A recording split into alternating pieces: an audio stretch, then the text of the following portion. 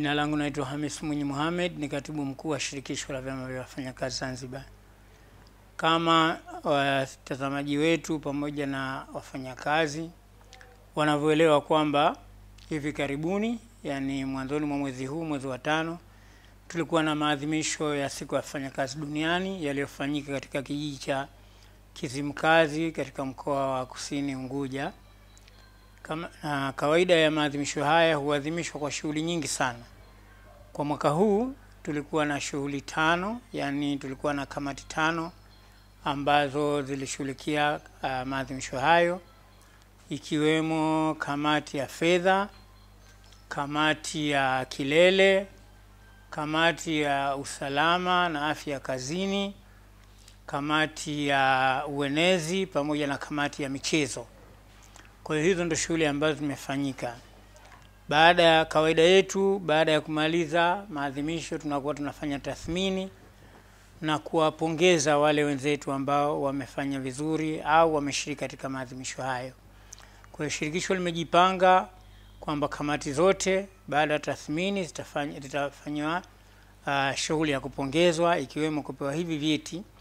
Na leo siku ya tarehe 21 mwezi wa 5 imekuwa ni siku kwa kamati ya kilele kutoa vyeti na pongezi kwa taasisi ambazo zimeshiriki katika maandamano ya magari.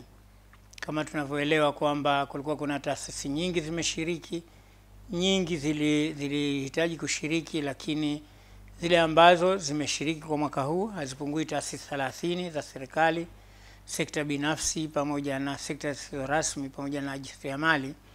Leo imekuwa siku ya kuwapa zawadi pamoja na kuwapa vyeti vya ukumbusho. Na hili halitakuwa ni jambo la mwanzo kwa mwaka huu, lakini halitakuwa la mwisho. Kwa hiyo tunashajiisha taasisi nyingine za serikali na nyingine tulizozitaja kwamba mwakani shughuli hii itaanza mapema. Hadi sasa Secretariat ya shirikisho haijaamua ni mkoa gani utafanyika maadhimisho, lakini tunaomba waajiri pamoja na wafanyakazi kwamba itakapokaribia maadhimisho ya mwakani tukiwa hai, basi wawe tayari katika kushiriki. Tunawapongeza sana kwa sababu maandamano ya magari ya mwaka huu yalikuwa na msisimko aina yake. Kama nilivyoeleza mwanzo, taasisi nyingi zimeshiriki, lakini mbali ya kushiriki, lakini msisimko ulikuwa mkubwa sana. Kwa hiyo tunawapongeza na tunawapongeza waendelee kushirikiana na shirikisho la vyama vya wafanyakazi Zanzibar kwa lengo letu la kuhakikisha kwamba tija katika sehemu za kazi zinapatikana, mazingira ya kazi yanakuwa bora, lakini haki na maslahi za wafanyakazi yanaimarishwa. Nitoe shukrani kwanza kwa taasisi zote za serikali kwa sababu mwaka huu tulikuwa tuna maonyesho ya aina 2 na kuna taasisi zilishindwa kushiriki katika maonyesho ya aina zote kutokana na uwezo, lakini kuna nyingine kutokana na mkanganyiko, kwa sababu kulikuwa kuna maonyesho ya magari na kulikuwa kuna maonyesho ya mabanda. Kwa hiyo kuna nyingine ambazo zilishiriki sehemu zote 2, lakini kuna nyingine zilishiriki upande wa magari, hazikushiriki mabanda, kwa sababu kwenye mabanda kulikuwa na taasisi karibu 40 ambazo zimeshiriki. Kwa hiyo tuwaombe tu kwamba taasisi zijue kwamba katika maadhimisho ya Mei Mosi kuna maonyesho ya namna 2, kuna ya magari na ya mabanda. Kwa hiyo wajitayarishe kwamba wakiambiwa maonyesho ya magari washiriki, wakiambiwa maonyesho ya mabanda washiriki, nafasi iko wazi.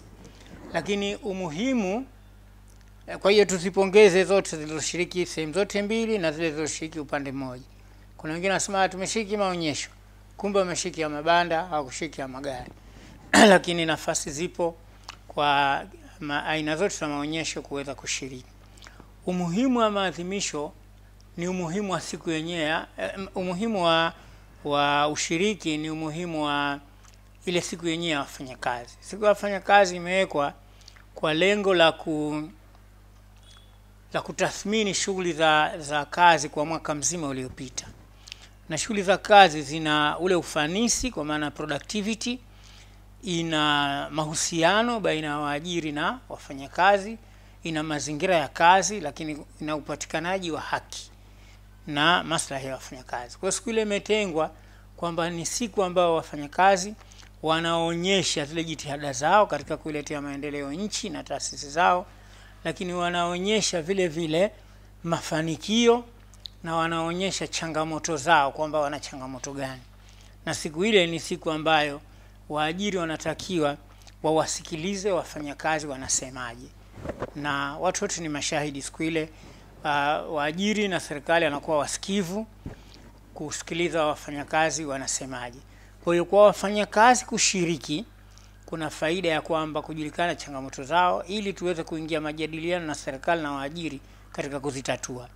Lakini kuonesha huduma zao ni kusaidia kwamba ni kwa namna gani serikali na waajiri kuunganisha na jitihada za wafanyakazi wanaweza kuimarisha mazingira ya kazi, wanaweza kuimarisha tija na uchumi wa nchi na kutangaza vile vile biashara zao.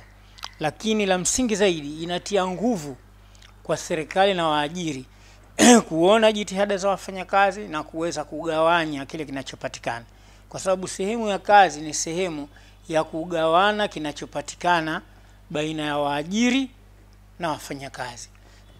Waajiri wanatoa rasilimali, waajiri wanatoa rasilimali, wanajenga miundombinu, wafanyakazi wanatoa ujuzi wao, wanatoa nguvu zao. Kwa hiyo kinachopatikana kinakuwa ni cha wote, cha serikali, cha waajiri, vile vile cha wafanyakazi. Ninaposema cha serikali, kwa sababu serikali ni ya wananchi na serikali haifanyi biashara. Serikali inachopata ni kukitoa katika huduma za wananchi, na wananchi wenyewe kwa maana ya wafanyakazi wanahitaji pia kupata maslahi kutokana na nguvu na ujuzi wanaoutoa. Sasa kile ndio mnagawana. Kwa hiyo mnapogawana, maana yake serikali na waajiri wanatakiwa watazame wafanyakazi wamechangia kiasi gani katika mafanikio ya taasisi hii, wanagawia chao, na serikali nayo kwa kuimarisha miundombinu na huduma za jamii nayo inachukua sehemu zake. Kwa hiyo hiyo ndio inaitwa majadiliano ya pamoja au majadiliano ya hali bora katika sehemu za kazi. Kwa hiyo kuwepo kwa shughuli mbalimbali wakati wa maadhimisho kuna halalisha tu ule umuhimu wa wafanyakazi, kwamba hakuna serikali bila wafanyakazi, hakuna mwajiri bila wafanyakazi, wala hakuna wafanyakazi bila mwajiri, na hakuna wafanyakazi bila serikali, kwamba tunategemeana na kila mtu anatakiwa ajue umuhimu wa shughuli zake. Kwa hiyo kama ujumbe wetu wa mwaka huu tulisema kwamba tulihimiza katika masuala ya kufanya kazi kwa bidii, tukahimiza masuala ya kutatua migogoro katika maeneo ya kazi ili ufanisi upatikane, ubaguzi uondoke, udhalilishaji uondoke, na vile vile tulihimiza katika kuhakikisha demokrasia nchi yetu inaimarika kwa kufanya uchaguzi kwa amani, kwa sababu kuna maisha baada ya uchaguzi, na inshallah Mwenyezi Mungu atatujalia tutafanya uchaguzi kwa amani na tutapata serikali ambayo inajali maslahi ya wafanyakazi. Na hicho ndicho kilio cha wafanyakazi, kwamba viongozi wanaoingia madarakani wajali wafanyakazi, kwa sababu hawawi viongozi bila wafanyakazi, na vile vile waweze kujali mazingira ya kazi. Jina langu mimi naitwa Mwatumu Hamithi Othman, mwenyekiti wa kamati ya kilele cha sherehe ya Mei Mosi. Leo tulikuwa tuna hafla ya kutoa vyeti kwa washiriki wa maonesho ya magari. Tumeona kutokana na tulivyoandaa muda mfupi yale magari na mwitikio, tukaona ni vyema tutoe vyeti vya shukrani kwa zile wizara ambazo zimeshiriki katika maandamano yale ya magari. Ndio hafla yetu hii leo. Mambo ambayo sio mazuri kama wafanyakazi, ninawashauri sana kuingia kwenye vyama vya wafanyakazi, kwa sababu vijana wengi sasa hivi wakiingia kazini si sana kupenda kuingia kwenye hivi vyama vya wafanyakazi, na hawapendi kwa sababu wanaona kama havina manufaa, havina tija, kwa sababu wanaona wakati wote watafanya kazi katika hali nzuri. Lakini wafanyakazi kama wafanyakazi huwa kuna pande mbili, kuna wafanyakazi waadilifu na kuna wafanyakazi sio waadilifu. Lakini inawezekana mfanyakazi pia ni mwadilifu, anaweza akapatika changamoto katika kazi. Sasa unapoingia kwenye vyama, unapochangia kwenye vyama, hivi vyama vya wafanyakazi ndivyo vinavyokuja kusimama wakati utakapopata tukio la kikazi, ambalo tukio la kikazi wewe una kiongozi wako kazini. Lakini kama umeingiza, niseme mfano mmoja tu, hasara kwenye kazi, mwajiri wako yeye atasimama kwa upande wa kazi.